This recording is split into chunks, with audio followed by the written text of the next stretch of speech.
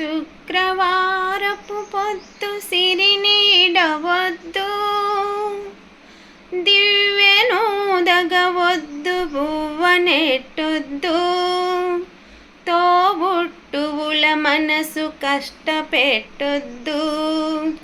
తొలి సంజ మలి సంజ నిదురపోవద్దు, మా తల్లి వరలక్ష్మి నిన్ను వీడదప్పుడు, మా తల్లి వరలక్ష్మి నిన్ను వీడదప్పుడు.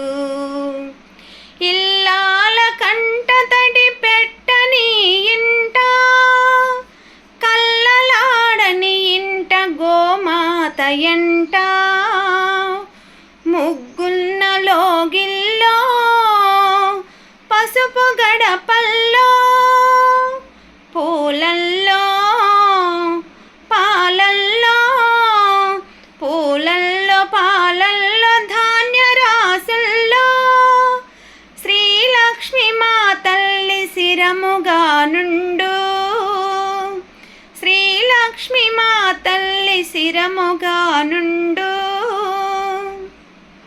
అందరికీ హాయ్ అండి. ఇది మీకు నచ్చితే లైక్ చేయండి, సపోర్ట్ చేయండి. రెండో లైన్ ఏంది అని అడిగారంట.